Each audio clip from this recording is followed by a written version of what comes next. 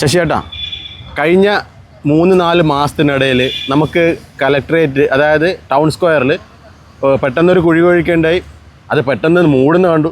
ഇപ്പോൾ ഇതാ വീണ്ടും പഴയ പോലെ ആക്കിയിരിക്കുന്നു. എന്ത് തോന്നുന്നു ഈ ഒരു പദ്ധതി?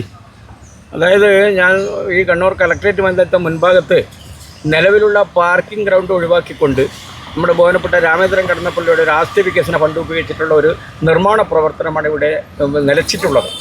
അതിൻ്റെ ഫലമായി ആ മൈതാനം കുത്തിക്കുഴിച്ച 20ഓളം കുഴികൾ അവിടെ നിലനിർത്തുമ്പോൾ അത് വീണ്ടും ജനങ്ങൾക്ക് കൂടുതൽ അസഹ്യമാവുകയുണ്ടായി. അതായത് കോർപ്പറേഷൻ്റെ ഒരു സ്റ്റോപ്പ് മെമ്മോയിലൂടെയാണ് ഇതിൻ്റെ പ്രവർത്തനം നിലച്ചത്. അതിനുവേണ്ടി ഞാൻ ഏകദേശം 2 വർഷത്തെ ഒരു പോരാട്ടമാണ് ഇതിന് തുടക്കം കുറിച്ച ഒരാളെന്നുള്ള നിലയിൽ ഞാൻ അതിനോട് ശേഷമുള്ള 7 മാസത്തെ ഉറക്കില്ല രാത്രികളായിരുന്നു ഇത് പുനഃസ്ഥാപിക്കേണ്ട ശ്രമത്തിൽ. ഇതിൻ്റെ ഒരു ഫലപ്രാപ്തിയാണ് നമ്മൾ ഇപ്പം കണ്ടുകൊണ്ടിരിക്കുന്നത്. കാരണം ഈ വരുന്ന ദിവസം അടുത്ത 2-3 ദിവസമെടുത്ത് നമ്മുടെ കണ്ണൂർ ഓണം ആഘോഷ പരിപാടി ഈ മൈതാനത്ത് നടക്കുകയാണ്. ഞാനടക്കം എന്ന് പറഞ്ഞ കണ്ണൂർ കലക്ട്രേറ്റിലെ മീറ്റിങ്ങിൽ വെച്ച് ഈ കുഴിയെക്കുറിച്ച് ശക്തമായി അപലപിക്കുകയും അതിനൊരു പരിഹാരം ഉണ്ടാകുമെന്ന് കരുതുകയായിരുന്നു. അതിനെതിരെ എന്നിട്ടും പരിഹാരമില്ലാത്തപ്പോഴായിരുന്നു ഞാനിവിടെ ഒരു പ്രതിഷേധം സംഘടിപ്പിക്കുകയും ആ പ്രതിഷേധം രാത്രി ഞാൻ കലക്ടർ കൊടുത്ത മെസ്സേജിൻ്റെ മറുപടി എന്നുള്ള നിരക്ക് ഏകദേശം 10 മിനിറ്റ് കൊണ്ട് കലക്ടർ ഇത് മൂടാനുള്ള നടപടി എടുത്തുകൊണ്ട് എനിക്ക് മെസ്സേജ് എൻ്റെ ഫോണിലൂടെ അറിയിക്കുകയുണ്ടായി. അതിൻ്റെ ഫലമായി ഇപ്പോൾ ഏകദേശം ദിവസം അടുത്തടുത്ത് വരുന്നു. ഇനി ഏകദേശം ഒരു 3-4 ദിവസം മാത്രമേ ബാക്കിയുള്ളൂ. അപ്പോഴാണ് ഈ കുത്തിക്കുഴിച്ചിട്ട കുഴികൾ, ഇങ്ങോട്ട് മാറ്റി മറിക്കപ്പെട്ട കുഴികൾ അത് വീണ്ടും ഇവിടെ പുനഃസ്ഥാപിച്ചുകൊണ്ടിരിക്കുക. അത് കാണുന്ന ഒരു തികച്ചും ആഹ്ലാദകരമാണ് എന്നെ സംബന്ധിച്ചിട്ടുള്ളത്. കാരണം ഞാൻ എന്താണോ ഞാൻ ആഗ്രഹിച്ചത്, എൻ്റെ ലക്ഷ്യം എന്തായിരുന്നു, ആ ലക്ഷ്യമാണ് ഇവിടെ പൂർത്തീകരിക്കുന്നത്. ഈ ഇൻ്റർലോക്ക് ഇടുന്നതോടൊപ്പം ഈ മൈതാനത്ത് ഉള്ള പൂർവ്വസ്ഥിതിയിലേക്ക് അത് നിലനിൽക്കുകയാണ്. അത് ആവും എന്നുള്ളതാണ് ഒരു വിശ്വാസം. അത് എന്നെ സംബന്ധിച്ചോളം എൻ്റെ പോരാട്ടത്തിൻ്റെ ഒരു ഫലമാണ് അവിടെ കണ്ടത്. അതിൽ യാതൊരു സംശയമില്ല. കാരണം അന്ന് ഞാൻ പറഞ്ഞത് കുഴി മൂടിയാൽ പോരാ, അതും തൽക്കാലം പന്തൽ ഒഴിവാക്കിയാൽ പോരാ, ഇവിടെ ഈ പഴയ ഇൻ്റർലോക്ക് ആക്കിയിട്ട് പഴയ പാർക്കിങ്ങിനുള്ള ഗ്രൗണ്ടായിട്ട് തന്നെ പുനഃസ്ഥാപിക്കണം.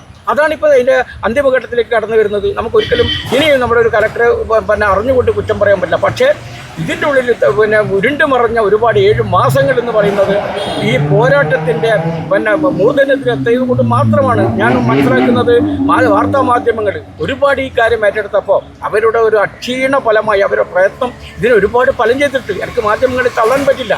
കാരണം ഏത് കണ്ണൂരിൻ്റെ അവസ്ഥയെയും ചൂണ്ടിക്കാണിക്കാനും നമ്മളോട് ഐക്യദാർഢ്യം പ്രഖ്യാപിക്കാനും അത് പൊതുജനങ്ങളിലേക്ക് എത്തിക്കാനും അവർക്ക് അതിൻ്റെ ഗുണമേന്മ കിട്ടുവാനും വേണ്ടിയിട്ട് മാധ്യമങ്ങളെ സഹായിച്ച പങ്ക് ചെറുതൊന്നുമല്ല. അതും കൂടിയാണ് ഈ സമയത്ത് എനിക്ക് അവരോടും കൂടി നന്ദി പറയാൻ എനിക്ക് ഞാൻ പറഞ്ഞില്ലെങ്കിൽ അത് തെറ്റുകാരനായി മാറും. കാരണം നമുക്കറിയാം, ഇവിടെ വണ്ടി ഇപ്പോൾ കുഴി മൂടുമ്പോഴേ തന്നെ ഇവിടെ നിരന്തര വാഹനങ്ങളിലൂടെ വരിക, ഒരുപാട് വാഹനങ്ങളിലൂടെ വന്ന് പാർക്കാൻ തുടങ്ങി. അപ്പോൾ എങ്കിലും സുതാര്യമായിട്ടുള്ള ആ പഴയ ഒരവസ്ഥയിൽ ഇല്ലാതിരുന്നപ്പോൾ ഇൻ്റർലോക്ക് കൂടി പാകുമ്പോഴാണ് അത് പൂർത്തീകരിക്കാൻ പോകുന്നത്. എന്തായാലും ഈ ഒരു 3 ദിവസം കൊണ്ട് ഞാൻ മനസ്സിലാക്കുന്നത്, ഞാൻ ഇൻ്റർലോക്ക് കിട്ടുന്നവരായിട്ട് സംസാരിച്ചു.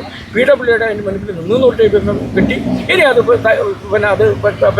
ആ പഴയ അവസ്ഥ തുടർന്നതോടൊപ്പം ജനങ്ങൾക്ക് ഈ ഓണത്തിൽ വരുന്ന കണ്ടുള്ള ജനങ്ങൾക്ക് അതൊരു വലിയൊരു ഗുണമായി മാറുമെന്നുള്ളത് എനിക്ക് മനസ്സിലാക്കുന്നു. പക്ഷേ മറ്റൊരു കാര്യം ചോദിക്കട്ടെ, ജനങ്ങൾക്ക്, അതായത് ആർട്ടിസ്റ്റ് ശശികല ഇതിൻ്റെയൊക്കെ തലപ്പത്ത് നിന്നിട്ട് ഈ ഒരു പഴയതുപടി ആക്കുന്നതോടൊപ്പം ജനങ്ങളിൽ നിന്നും എതിർപ്പാണോ കൂടുതലും, അല്ലെങ്കിൽ പരിഗണനയാണോ ശശികലയ്ക്ക് കൂടുതലും കിട്ടുന്നത്? അത് ഞാനിന്ന് മനസ്സിലാക്കുന്നത് എൻ്റെ ഫേസ്ബുക്കിലൊക്കെ എൻ്റെ സ്റ്റാറ്റസിലൊക്കെ ഞാൻ ഇതിൻ്റെ പോസ്റ്റിങ്ങിൽ ഉണ്ടായിട്ടുണ്ട്. ഈ പോസ്റ്റിംഗ് സമയത്ത് എനിക്കുണ്ടായ അനുഭവങ്ങൾ ഒരു 75% ആളുകൾ എനിക്ക് ഐക്യദാർഢ്യം പ്രകടിപ്പിച്ചിട്ടുള്ള അനുമോദനങ്ങളായിരുന്നു എൻ്റെ ഫേസ്ബുക്കിൽ കാണാൻ പറ്റുന്നത്. എന്നാൽ 25% ആളുകൾ അതിനെ എതിർക്കുന്ന ആളുകളുണ്ട്, എതിർത്തുകൊണ്ട് ആളുകളുണ്ട്. പക്ഷേ ഞാനൊന്ന് മനസ്സിലാക്കുന്നത്, എവിടെയാണോ നന്മ അത് 20% നന്മയും 70% തിന്മയാണെങ്കിലും ഞാൻ ഉൾക്കൊള്ളുന്ന 25% മതി. കാരണം ഞാൻ ആരുടെ ഒരു പ്രീതിക്ക് വേണ്ടിയിട്ടുള്ള ചെയ്തത്. പലയാളും ചോദിച്ചു, നിങ്ങൾ അതിന് ഈ മഴ കൊള്ളാതെ ഒരു കൂരയിൽ ഇങ്ങനെയൊക്കെ പല സംശയങ്ങൾ ഓരോക്കെ അത് അവരുടെ മനസ്സിലൂടെ ഞാൻ മനസ്സിലാക്കുന്നത് അത് രാഷ്ട്രീയ ചിന്താഗതികളിലൂടെയാണ് ആ തരത്തിൽ ആ പ്രവചനങ്ങൾ വന്നതെന്ന് ഞാൻ മനസ്സിലാക്കുന്നത്. അവരുടെ മനസ്സിലൂടെ രാഷ്ട്രീയത്തെക്കുറിച്ച് മാത്രമാണ് അങ്ങനെയുള്ള ഒരു പ്രവചനം അവരുടെ പ്രതികരണം ഉണ്ടായിട്ടുള്ളത്. അത് ഞാൻ മുഖവിലക്ക് എടുക്കുന്നില്ല. കാരണം ഞാനിത് നാളെ ഒരു സംസ്ഥാന അവാർഡ് കിട്ടുമെന്ന് വിചാരിച്ചിട്ടൊന്നല്ല ഞാനിതിനോട് ഇറങ്ങി തിരിച്ചത്. പൊതുജനങ്ങളോടൊപ്പം നമ്മുടെ സമൂഹത്തിൽ ജീവിക്കുമ്പോൾ സമൂഹത്തിന് വേണ്ടി എന്തെങ്കിലും ചെയ്യാന്നുള്ള ലക്ഷ്യത്തിലാണ് ഞാൻ പോരാട്ടിയിട്ടുള്ളത്. അല്ലാതെ സ്വന്തമായൊരു പേരുണ്ടാക്കണം എനിക്ക് മേഖലകൾ ഒരുപാടുണ്ട്. അതുകൊണ്ട് ആ സങ്കുചിതമായ ചോദ്യങ്ങൾക്ക് ഞാൻ മുഖവിലക്ക് എടുക്കുന്നില്ല. പിന്നെ ഞാൻ ഒരു കാര്യം ഇങ്ങോട്ട് പറയാൻ സൂചിപ്പിക്കുന്നു, ഈ പോരാട്ടം ഇൻ്റർലോക്ക് ഇടുന്നതോടെ ഈ മൈതാനത്തിൻ്റെ പോരാട്ടം അവസാനിച്ചെങ്കിലും ഇതിൻ്റെ നഷ്ടപരിഹാരം ഞാൻ പറയാം. ഇപ്പം നേരത്തെ പറഞ്ഞ കോൺട്രാക്ടർ അത് പറഞ്ഞപ്പോഴാണ് ഞാൻ ഓർക്കുന്നത്, ഇതിപ്പം കുഴി കുഴിച്ചു, കുഴി മൂടി, വീണ്ടും ഈ റീഫിക്സ് ചെയ്യുന്നത്, അതായത് തിരിച്ച് അതേപടി ചെയ്യുമ്പോൾ ഒരുപാട് ചിലവുകൾ സർക്കാരിന് ചിലവാക്കേണ്ടി വന്നിട്ടുണ്ട്. അപ്പോൾ അതിന് വേണ്ടി ഇനി പോരാടാൻ മുന്നിൽ നിൽക്കുമോ? ഉണ്ട്. ഞാൻ എൻ്റെ നേരത്തെയുള്ള പല വാർത്തകളും ഞാൻ പറഞ്ഞിട്ടുണ്ട്. ഞാൻ ഇതോടൊപ്പം തന്നെ കുഴിമൂടപ്പെടുന്നതോടൊപ്പം ഞാൻ വിജിലൻസിന് ഞാനൊരു പരാതി കൊടുത്തിരിക്കുന്നുണ്ട്. ഈ ഇതിൻ്റെ നഷ്ടപരിഹാരം ആര് എങ്ങനെ നികത്തും എന്നുള്ള, ഇപ്പം ഇവിടെ മണ്ണും നികത്തി, അതുപോലെ തന്നെ പിന്നെ JCB വന്നു, അതുപോലെ തന്നെ പിൻഡർലോക്ക് പണിക്കാർ വെച്ചുകൊണ്ടിരിക്കുക. ഒരു 3-4-5 ദിവസം കൊണ്ട് പണി ദീർഘിക്കുന്ന പണിയാണ്. അപ്പോൾ ഇതിനൊക്കെ ഒരു ചിലവുണ്ടെന്നുള്ള സത്യമാണ്. നമുക്കറിയാം, ഒരു കുഴിച്ചെടുക്കാൻ ഈ നേരത്തെ ഇൻ്റർലോക്ക് പറിച്ചു മാറ്റുന്നു, പിന്നീട് കുഴിക്കുന്നു, ഒരു എഞ്ചിനുള്ള അതിൻ്റെ മറ്റു മേൽനോട്ടം വഹിക്കുന്നു, അതിന് കമ്പികൾ കൊണ്ടുപോയിരുന്നു, കമ്പി ഇറക്റ്റ് ചെയ്ത കമ്പിയാണ് നേരത്തെയുള്ള പരാതി പോരാട്ടത്തിൻ്റെ ഭാഗം എടുത്ത് മാറ്റിയത്. അപ്പോൾ ഇതിനൊക്കെ ഒരു ചിലവ് നമുക്കുണ്ടായിട്ടുണ്ട്. ഈ ചിലവ് ഒരു സംസ്ഥാന സർക്കാരിൻ്റെ അണ്ടറിൽ വരുന്നൊരു പ്രവൃത്തിയാണിത്. ആ സർക്കാരിൻ്റെ ചിലവ്, ഈ നഷ്ടം ആരിലൂടെയാണ് നഷ്ടം വന്നത് അത് എനിക്ക് തിരിച്ചറിഞ്ഞേ പറ്റൂ. ഞാനതിന് വരുവാശൻ വിജിലൻസിന് കൊടുത്തിട്ടുണ്ട്. എനിക്ക് അതിൻ്റെ വ്യക്തമായ ഉത്തരം പൂർണ്ണമായും കിട്ടിയില്ല. അതിന് ബാക്കി ഉത്തരം കിട്ടാനത്ര. ആ നഷ്ടം ആരിൽ നിന്നാണോ ഈ നഷ്ടം ഈടാക്കേണ്ടത്? ആ നഷ്ടം ഈടാക്കുന്നത് വരെ ₹1 പിന്നെ നമ്മുടെ പൊതുജനങ്ങളെ ഫണ്ടിൽ നിന്ന് ആ ഫണ്ട് എടുക്കാൻ നമുക്ക് വിടില്ല എന്നുള്ള സംശയം വേണ്ട. കാരണം അതിനുത്തരവാദി, അത് മുൻകൈ എടുത്ത ആരാണോ അവർ കുറ്റവാളിയാവണം. അവർ കുറ്റാരോപിതരായി മാറുന്നതോടൊപ്പം അവരിൽ നിന്ന് ആ ഫണ്ട് ഈടാക്കണം എന്നാണ് എന്നെ സംബന്ധിച്ചുള്ള പറയാനുള്ളത്. അതിൻ്റെ ഫലം കാണുന്നവരെ ഏത് നിയമ നടപടിക്ക് ഞാൻ ഒരുക്കാൻ തയ്യാറാണ്. അതിന് വേണ്ടിയിട്ട് ഉള്ള പോരാട്ടം ഇനി എൻ്റെ അടുത്ത സ്റ്റെപ്പിലേക്ക് പോകുന്നതെന്ന് എനിക്ക് പറയാനുള്ളത്. ഉദ്യോഗസ്ഥന്മാരുടെ ദീർഘവീക്ഷണം ഇല്ലായ്മയാണോ ഇതുപോലെയുള്ള ഓരോ പദ്ധതികളും ജനങ്ങളുടെ പണമെടുത്ത് ഇങ്ങനെ പെരുമാറുന്നത്? ഇവിടെ ഞാൻ മനസ്സിലാക്കുന്നത് ദീർഘവീക്ഷണം ഉദ്യോഗസ്ഥന്മാർക്കല്ല പറ്റിയത്. ഇവിടെ ഒരു ഭരണ സംവിധാനം നമുക്കറിയാം. ഒരു കാലഘട്ടത്തിൽ ആ സമയത്ത് ഈ കുഴിക്കുന്ന സമയത്തുള്ള ഒരു ഭരണകക്ഷിയിൽപ്പെട്ട ഒരു MLAയും അതും ഇവിടെ ചില സെറ്റപ്പിലാണ്. ഞാനിത് രാഷ്ട്രീയം പറയാൻ അല്പം എനിക്ക് വിഷമമുണ്ട്. ഞാൻ രാഷ്ട്രീയമല്ലേ പറയുന്നെങ്കിൽ അതിലൂടെയുള്ള ഒരു ധാർഷ്ട്യമാണ് ഇവിടെ സംഭവിച്ചുള്ളത്. ആ ധാർഷ്ട്യത്തിൻ്റെ മേലെയാണ് സംഭവിച്ചത്. അല്ലാതെ ഒരു കോർപ്പറേഷൻ അവിടെ കിടക്കുക, സാധാരണഗതിയിൽ ഒരു വർക്ക് നടക്കുമ്പോൾ നല്ലൊരു ജനോപകാരപ്രദമായ പ്രവൃത്തിയാണെങ്കിൽ കോർപ്പറേഷൻ അതിൻ്റെ അനുമതി തേടാം, കോർപ്പറേഷൻ അനുമതി കൊടുത്തിരിക്കും, അതിനുശേഷം റവന്യൂവിൻ്റെ ഫണ്ട് വെച്ചിട്ട് ഒരു പണി നടന്നിരിക്കും.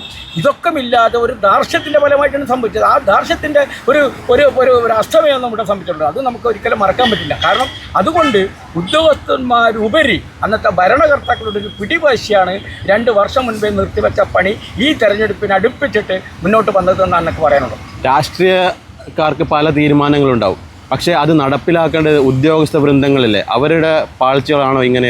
അത് നിങ്ങൾ പറഞ്ഞത് വളരെ പ്രസക്തമായ ഒരു ചോദ്യമാണ്. രാഷ്ട്രീയക്കാർ എന്ത് പറയുമ്പോഴും അതുപോലെ കുഴലൊത്ത് നടത്തേണ്ടവരല്ല നമ്മുടെ ഉദ്യോഗസ്ഥ വൃന്ദങ്ങൾ. അവർ അല്പം ചിന്തകരമായിരുന്നു. നമുക്കറിയാം, ഈ കഴിഞ്ഞ കലക്ടർ, ഇപ്പോൾ പുതിയ കലക്ടർക്ക് മുന്നേയുള്ള കലക്ടർ നമുക്കറിയാം, അയാൾ കണ്ണൂരിൽ ഒരു കൽപ്പേരിലൂടെയല്ല ആ കലക്ടർ ഇവിടെ നിന്ന് പോയിട്ടുള്ളത്. അദ്ദേഹത്തിൻ്റെ സമയത്തായിരുന്നു ഞാൻ നിരവധി എന്താ പറയേണ്ടത് ആ നിവേദനങ്ങളെ കൊടുത്തപ്പോൾ അത് മുഖവിലക്കെട്ട് ചെയ്തിട്ടുണ്ട്. അപ്പോൾ ഒരു ഒത്തുകളി പോലെയാണ് സബ്ജക്റ്റ്. അതിൻ്റെ ഇപ്പോൾ അദ്ദേഹം ഇവിടെ നിന്ന് പോയി. ആ ഒത്തുകളിയിലൂടെ അദ്ദേഹം ഇതിന് ബലിയേടാകുകയായിരുന്നു. അദ്ദേഹം സ്വമേധയാ ആയിരിക്കില്ല, പക്ഷേ ബലിയേടാകുമായിരുന്നു. നമുക്കറിയാം, മേലെ നിന്നുള്ളൊരു ഡയറക്ഷൻ വരുമ്പോൾ ഉദ്യോഗസ്ഥന്മാർ പലപ്പോഴും റബ്ബർ സ്റ്റാമ്പായി പോകുന്ന ഒരു പ്രവണത ഇന്നും നടപ്പാക്കുകയാണ്. അത് ആര് ഭരിക്കുന്നു എന്ന് ഞാൻ പറയുന്നില്ല. ഏത് കാലഘട്ടത്തിലും ഉദ്യോഗസ്ഥന്മാർ ബലിയേടാക്കപ്പെടുന്നു. ആ ഉദ്യോഗസ്ഥന്മാർ ബലിയേടാക്കപ്പെടുന്നത് ഇത്തരത്തിലുള്ള മേൽസമ്മർദ്ദങ്ങളിലാണ്. പക്ഷേ അത് ഒന്നുകൂടി ഇനി മുതലുള്ള ഉദ്യോഗസ്ഥന്മാർ ഇനിയെങ്കിലും അത് കടന്നു ചിന്തെങ്കിൽ അവർക്കും കൽത്തുറുങ്കുകളും അതുപോലെയുള്ള നിയമ നടപടി അവർ നേരിടാൻ വരുന്ന ഒരവസ്ഥയിലേക്കാണ് ഇനി മുന്നോട്ട് പോകുക എന്നുള്ളത് എനിക്ക് പറയാനുള്ളത്.